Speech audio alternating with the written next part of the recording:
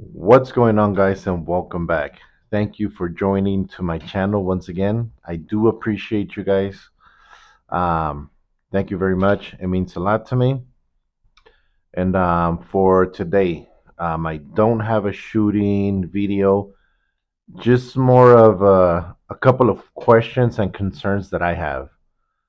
So, we all know how everything's getting out of hand with break-ins into homes, into cars, into stores, and I know you could do something about it, but even if you have a CCW and you engage on some sort of threat, it always seems like you're the main target no matter what.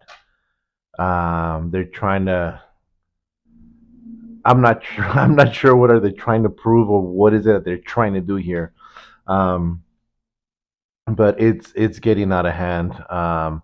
Like that poor guy that two masked gunmen trying to rob him as he was walking to his house and threw a cup of coffee or tea, turned around really quick. A lot of, man, I give that guy a lot of credit, for the courage and everything to, he wasn't going to let him in no matter what. So throws a coffee, engages, shoots, kind of chasing some in his own property.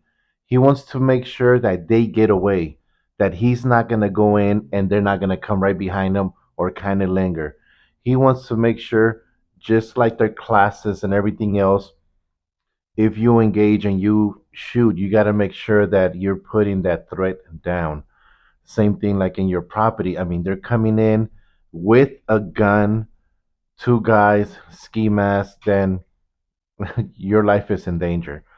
So he has to make sure that they're no longer in there, that they're gone. He needs to make sure he takes care of that family, of his family. So the bad thing is that you guys seen it's been all over the news, social media, how they revoked the CCW. I haven't really got into what's happened after that.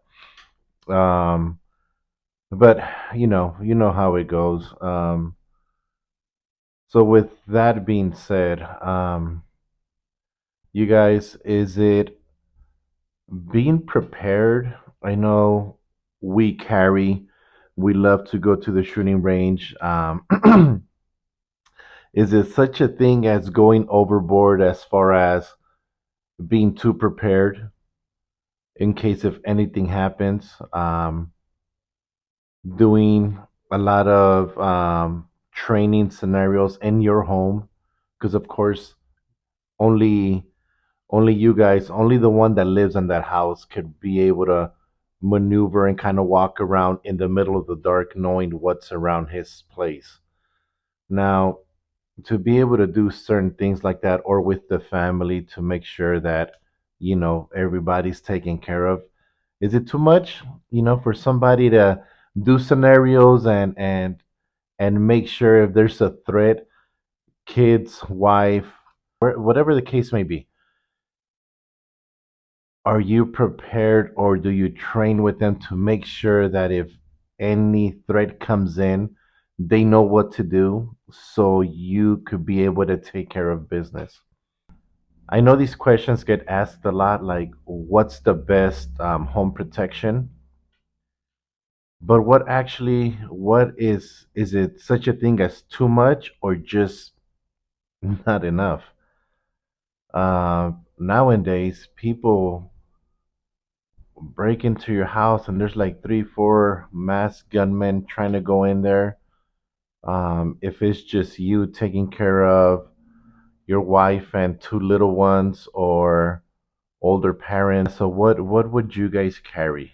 What you guys think, and what would you guys use to be able to take care of business and make sure that threat just goes away? I don't know. It sounded like a gunfight, and it was for like a good 3 4 minutes, and no helicopter, no ambulance, no police, no kind of sirens, nothing. And for a couple of minutes, you wouldn't hear nothing, no sirens, any sort of help. So it just made me think a little bit more of, if I'm taking care of my family and the cops are going to take 3, 4 minutes to come and take care of me, am I not doing my job? If I call the cops and just like, hey, hold on, guys, don't kick my door in, and call 911, I think that taking care of your family is first priority. Don't make sure your family's first. Engage, if you have to, and get rid of that threat no matter what. Then call the cops, which it should be that way, right? Um, so yeah, so that made me, really think that if I have a handgun, a 22, a 45, a 9 millimeter, whatever the case may be, here in California, law-abiding citizens, a magazine of 10 rounds. If you have a smaller compact, because you have a CCW and you only have 8 rounds, um, it made me think a lot with all this gunshots going off, for a couple of minutes and no kind of sirens, no kind of help. So, it kind of opened my eyes up a lot, as far as if I have just that handgun and I engage, what if that threat doesn't leave? What if there's a couple of them and I only have 8 rounds in my handgun or 10 rounds in my handgun? God forbid something like that will happen, but I don't want to risk it. I don't want to find out, you know. I want to be prepared.